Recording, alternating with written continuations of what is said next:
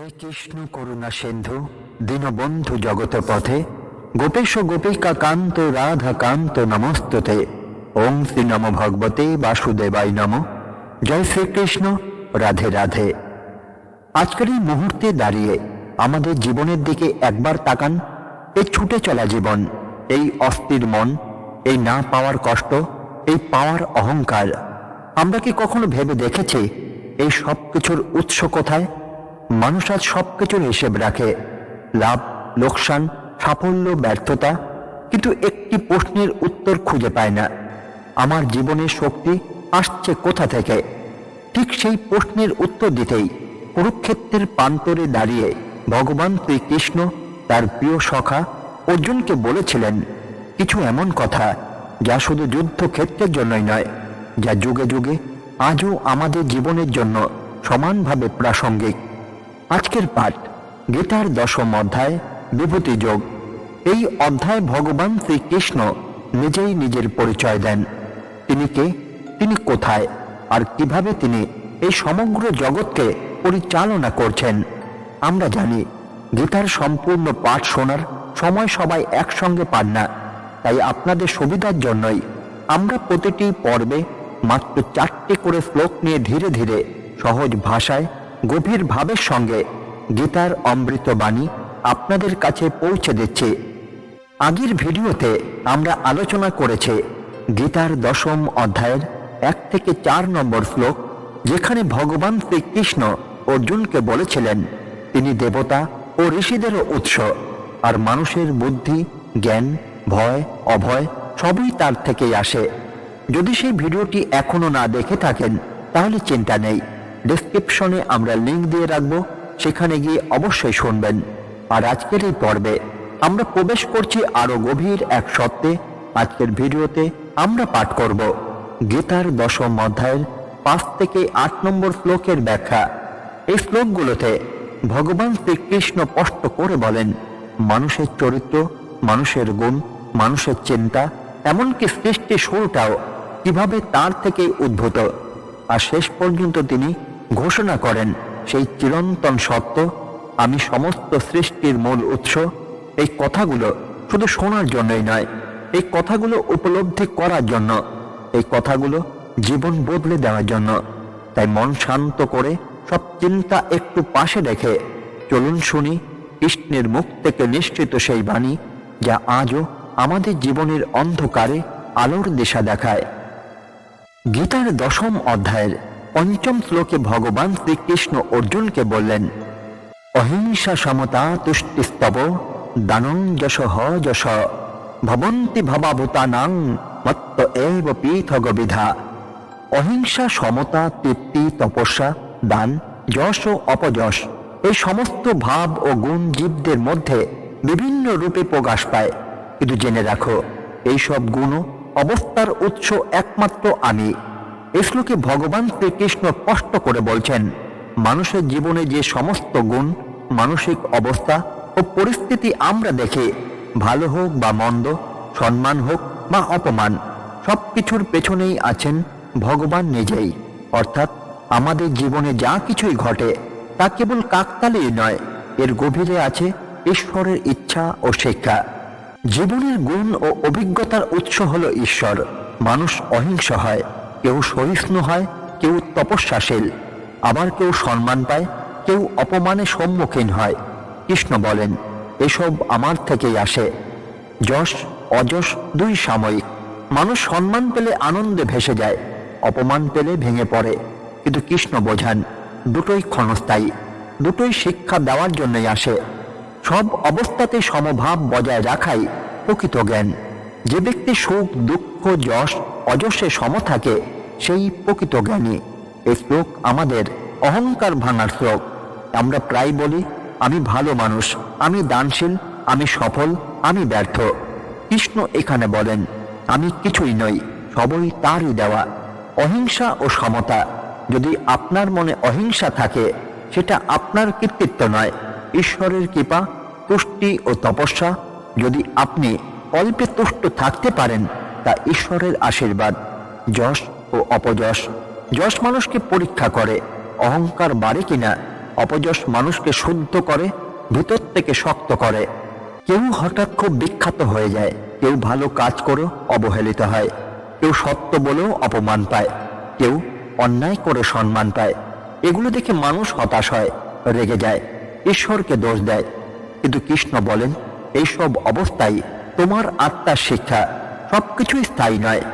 যেমন একজন সৎ মানুষ অফিসে অবহেলিত হচ্ছে, এই অপযশ তাকে ভাঙার জন্য নয়, ভেতর থেকে আরো দৃঢ় করার জন্য। এই শ্লোক বুঝলে অপমান সহ্য করার শক্তি আসবে, অহংকার কমবে, সাফল্যে মাথা ঘুরবে না, ব্যর্থতায় মন ভাঙবে না, ঈশ্বরের উপর আস্থা বাড়বে। সবচেয়ে বড় কথা, মানসিক শান্তি আসবে। যশ এলে মাথা নত রাখুন, ভাবুন এটা আমার নয়, ঈশ্বরের কৃপা। অপযশ এলে নিজেকে দোষ দেবেন না, ভাবুন এটা আমাকে শেখাতে এসেছে। অহিংসা ও দানকে অহংকারে রূপ দেবেন না, কারণ গুণের মালিক আপনি নন, আপনি কেবল বাহক। প্রতিদিন মনে মনে বলুন, হে কৃষ্ণ, আমার জীবনের প্রতিটি অবস্থাকে তোমার ইচ্ছা হিসেবে গ্রহণ করছে। এই শ্লোক আমাদের শেখায়, জীবন কোনো প্রতিযোগিতা নয়, জীবন একটি শিক্ষাশালা। আজ আপনি সম্মান পাচ্ছেন, কাল হয়তো অপমান পাবেন, কিন্তু দুটোই যদি আপনাকে ঈশ্বরের দিকে এক ধাপ এগিয়ে নিয়ে যায়, তাহলেই জীবন সফল। কিন্তু আমাদের আশ্বাস দেন, তোমার জীবনে কোনো ঘটনাই অর্থহীন নয়, সবকিছুই তোমার মঙ্গলেই ঘটছে। তাই সুখে অহংকার নয়, দুঃখে হতাশা নয়, সব অবস্থাতেই বলুন, যা হচ্ছে আমার কৃষ্ণের ইচ্ছাতেই হচ্ছে। এই উপলব্ধি হলো প্রকৃত ভক্তি। গীতার 10ম অধ্যায়ের 6 নম্বর শ্লোকে ভগবান শ্রীকৃষ্ণ অর্জুনকে বলছেন, মহর্ষয় সপ্ত পূর্বে চত্বার মনবস্তথা মদভাব মনুষ্য জাতা সংলোক ইমা প্রজা। সৃষ্টির আদিতে জন্ম নেওয়া 7 জন মহান ঋষি এবং 4 জন মনু, এরা সকলেই আমার ভাব থেকে, আমার চিত্তের শক্তি থেকেই জন্মগ্রহণ করেছেন। আর এই ঋষি ও মনুদের থেকেই এই জগতের সমস্ত প্রজার উৎপত্তি হয়েছে। এই শ্লোকে ভগবান শ্রীকৃষ্ণ ঘোষণা করছেন, মানব জাতির সূচনা, সমাজ ব্যবস্থা, ধর্মনীতি ও নৈতিকতার মূল উৎস কোনো মানুষই নয়, এর উৎস স্বয়ং ভগবান।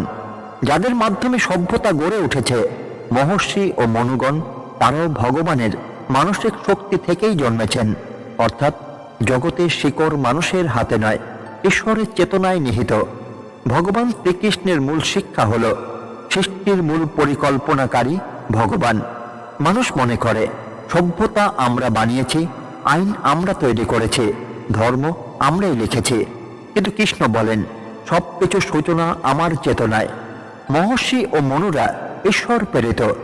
সপ্তর্ষি ও চতুর্মনু কোনো সাধারণ মানুষই ছিলেন না, তারা ঈশ্বরের ভাব থেকেই জন্ম নিয়ে মানব জাতিকে সঠিক পথে চালিত করেছেন। মানব সমাজের শুদ্ধতা ঈশ্বর নির্ভর। যখন সমাজ ঈশ্বর থেকে বিচ্ছিন্ন হয়, তখন ধর্ম দুর্বল হয়, নৈতিকতা ভেঙে পড়ে। এই শ্লোক আমাদের অহংকার ভেঙে দেয়। আজ মানুষ বলে, আমি নিজের ভাগ্য নিজেই গড়ি, কিন্তু কৃষ্ণ বলেন, তুমি কেবল আমার পরিকল্পনার অংশ মাত্র। মানসা জাতা হলো মানসিক জন্ম। এই শব্দটির অর্থ খুব গভীর। ঋষি ও মনুগণ জন্মেছেন ভৌত দেহ থেকে নয়, বরং ভগবানের চেতনা থেকে। এটি বোঝায় শুদ্ধ জ্ঞান ও ধর্ম তখনই জন্মায় যখন মন ঈশ্বরের সঙ্গে যুক্ত থাকে। আজকের সমাজে আমরা কি দেখি? মানুষ বলে, আমি কাউকে মানি না। ধর্মকে কুসংস্কার বলে তুচ্ছ করা হয়। নৈতিকতা দুর্বল হয়ে পড়েছে। গুরু ঋষি শাস্ত্রের গুরুত্ব কমে গেছে। ফলাফল, মানুষ পথ হারাচ্ছে, সমাজ অস্থির হচ্ছে, মানসিক শান্তি নষ্ট হচ্ছে। এই শ্লোক আমাদের মনে করিয়ে দেয়, সভ্যতার ভিত্তি ঈশ্বর বিচ্ছিন্ন হলে সমাজ টিকে থাকে না। এই শ্লোক বুঝলে অহংকার কমবে, ঈশ্বর নির্ভর চিন্তা গড়ে উঠবে, ধর্ম ও নৈতিকতার প্রতি শ্রদ্ধা বাড়বে, জীবনের উদ্দেশ্য পরিষ্কার হবে, ভেতর থেকে শান্তি আসবে। সবচেয়ে বড় কথা, মানুষ বুঝবে সে একা নয়, সে ঈশ্বরের বৃহৎ পরিকল্পনারই অংশ। অহংকার ত্যাগ করুন। যা কিছু ভালো করছেন ভাবুন, এটা আমার নয়, ঈশ্বরের শক্তি। গুরু ও শাস্ত্রকে সম্মান করুন, কারণ তারা ঈশ্বরের পথপ্রদর্শক। সিদ্ধান্ত নেওয়ার আগে প্রশ্ন করুন, এই কাজ কি ধর্মসম্মত? এটা কি সমাজ ও আত্মার মঙ্গল করবে? প্রতিদিন মনে মনে বলুন, হে কৃষ্ণ, তোমার পরিকল্পনার অংশ হিসেবেই আমাকে ব্যবহার করো। এই শ্লোক আমাদের শেখায় জগৎ কোনো বিশৃঙ্খল দুর্ঘটনা নয়, এটি একটি দিব্য পরিকল্পনা, যেখানে ঋষি, মনু, সমাজ, পরিবার সবই ঈশ্বরের চিন্তা থেকে জন্ম নিয়েছে। যখন আমরা এই সত্য গ্রহণ করি, তখন জীবনের প্রতিটি দায়িত্ব পবিত্র হয়ে ওঠে, প্রতিটি কর্ম হয়ে ওঠে উপাসনা। চলুন আজ এই সিদ্ধান্ত নিই, আমরা আর নিজের ইচ্ছায় নয়, ঈশ্বরের ইচ্ছার স্রোতে ভেসে চলব। গীতার 10ম অধ্যায়ের 7 নং শ্লোকে ভগবান শ্রীকৃষ্ণ বললেন, এতাং বিভূতিং যোগং চ মম যো ব্যক্তি তত্ত্বত সহ বিকম্পেন যোগেন যুজ্যত নাত্য সংশয়। যে ব্যক্তি আমার এই ঈশ্বরীয় বিভূতি ও যোগকে সত্যভাবে গভীরভাবে উপলব্ধি করতে পারে, সে অটল ও অবিচল ভক্তি যোগের সঙ্গে আমার সঙ্গে যুক্ত হয়ে যায়। এ বিষয়ে কোনো সন্দেহ নেই। এই শ্লোকে ভগবান শ্রীকৃষ্ণ এক গভীর আধ্যাত্মিক সত্য ঘোষণা করছেন।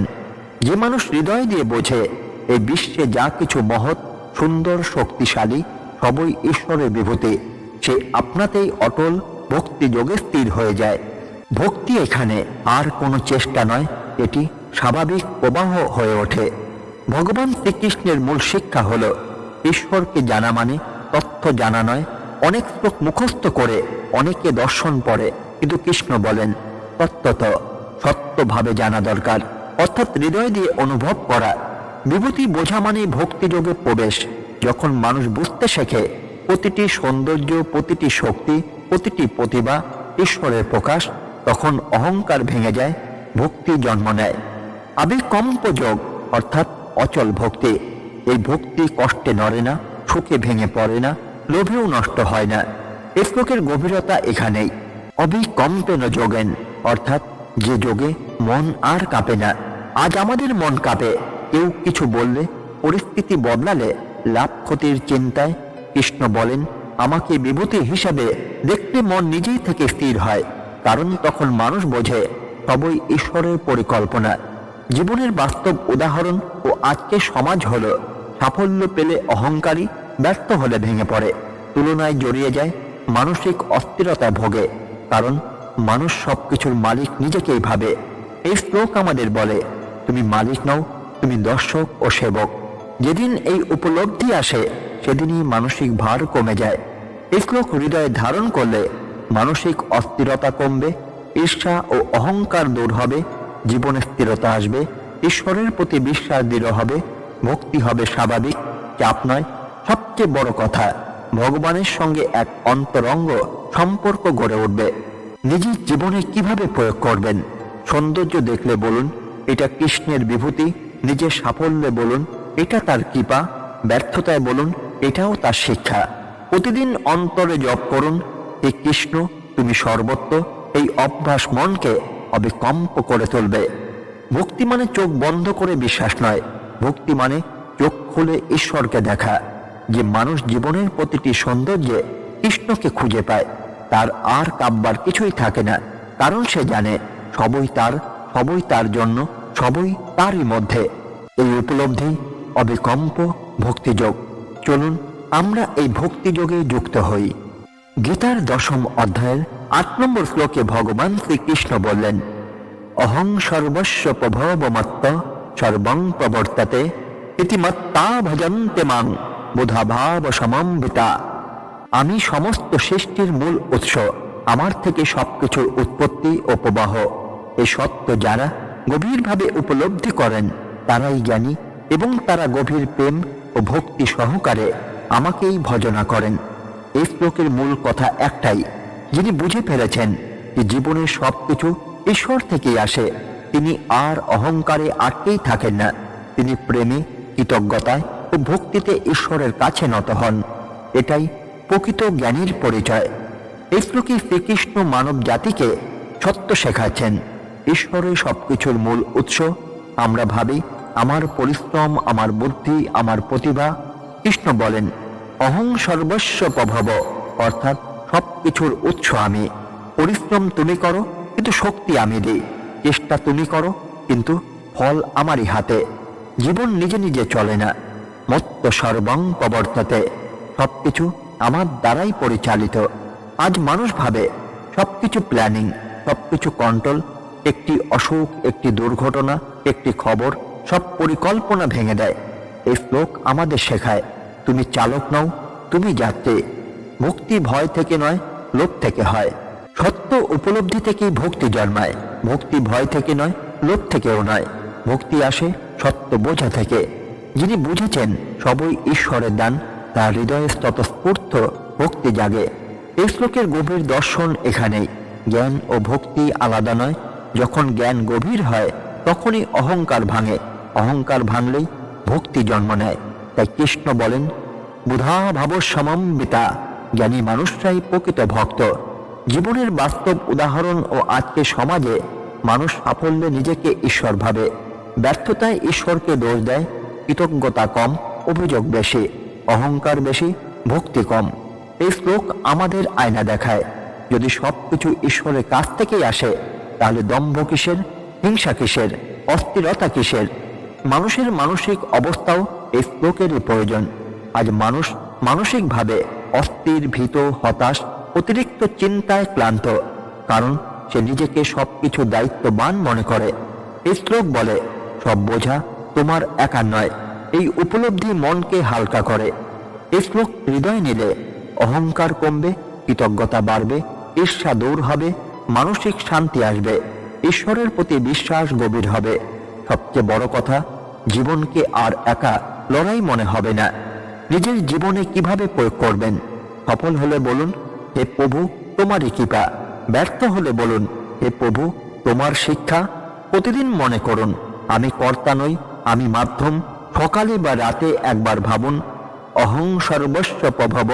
এই এক বাক্যই অহংকার ভাঙার সবচেয়ে শক্তিশালী মন্ত্র। যেদিন মানুষ বুঝে ফেলে এই শ্বাস, এই শক্তি, এই সুযোগ সবই ঈশ্বরের, সেদিন জীবন আর ভার নয়, জীবন হয় কৃতজ্ঞতায় প্রার্থনা।